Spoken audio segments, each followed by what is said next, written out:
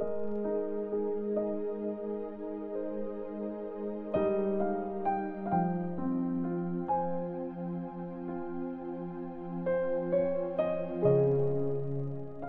Timothy chapter 2. Tapat na sundalo ni Christ Jesus.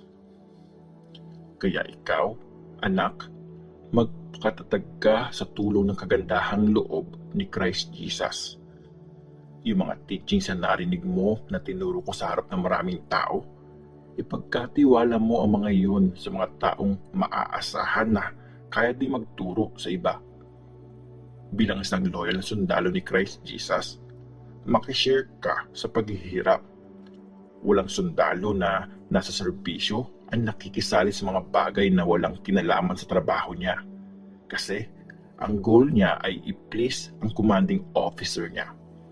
Ang isang atleta, hindi siya mananalo kung hindi siya sumusunod sa rules. Ang magsasaka na nagtatrabahong mabuti ang dapat unang makinabang sa ani. Pag-isipan mong mabuti ang mga sinasabi ko kasi tutulungan ka ng Panginoon na maintindihan ang lahat ng ito. Isipin mo si Jesus Christ. Nanggaling siya sa pamilya ni David at binuhay siyang muli mula sa kamatayan. Yan ang magandang balitang pinipreach ko. Dahil sa magandang balitang ito, nagsasuffer ako at nakakulong na parang kriminal, pero hindi makukulong ang salita ng Diyos.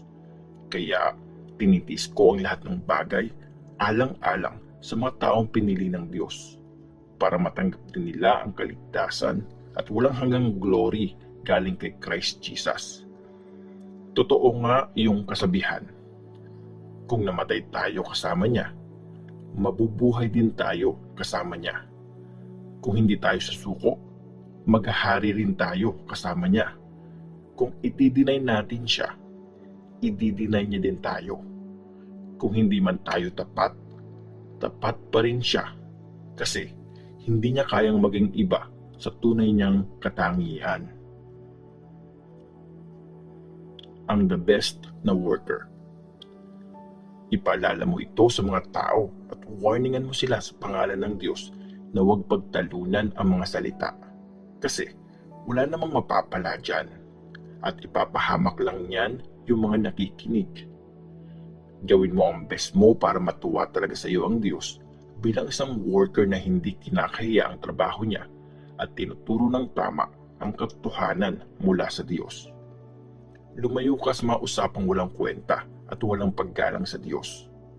Mas nilalayo lang nito ang mga tao sa Diyos. Yung mga usapang ganyan, parang malalang sugat yan na kumakalat sa katawan. Ganyan ang tinuturo nila Hymenaeus at Philetus. Tinalikuran nila ang katotohanan at kinugulo nila ang faith ng ibang tao. Tinuturo nila na nangyari na ang muling pagkabuhay ng mga namatay. Pero matibay ang pundasyon na nilagay ng Diyos at hindi ito mauuga. Nakasulat dito ang mga salitang, kilala ng Panginoon kung sino ang totoong Kanya. At yung mga nagsasabing sa Panginoon sila, dapat tigilan na nila ang paggawa ng masama. Sa isang malaking bahay, may iba't ibang klase ng plato at tasa. Yung iba gawa sa silver at gold. Yung iba naman sa kahoy at putik. Merong mga ginagamit sa espesyal na okasyon. Meron namang pang araw-araw. Parang ganito rin sa mga tao. Yung mga umiiwas sa paggawa ng masama, kagaya sila nung mga ginagamit pag special occasion. Gagawin silang banal ng Diyos at magiging useful sila sa may-ari ng bahay at handang magamit para sa lahat ng klase ng mabuting gawain. Iwasan mo ang mga masasamang hilig ng mga kabataan. Lagi mong gawin kung ano ang tama. Maging tapat ka, mapagmahal, at madaling pakisamahan. Gawin mo ang mga ito kasama ng mga taong tumatawag sa Panginoon ng may malinis na puso. Lumayo ka sa mga walang kwenta at walang sense na mga debate. Alam mo namang dyan nagsisimula ang mga away. Hindi dapat nakikipag-away ang nagsiserve sa Panginoon. Dapat mabait siya sa lahat, magaling at mapagpasensyang teacher. Dapat kalmado siyang magsalita pag kinukurik niya yung mga kumakalaban sa kanya. Kasi malay natin, bigyan sila ng Diyos ng chance na magsisi at malaman ang katotohanan. Tapos matatauhan sila at makakawala sa trap ng devil na humuli sa kanila para gawin silang sunod-sunuran sa mga gusto nito.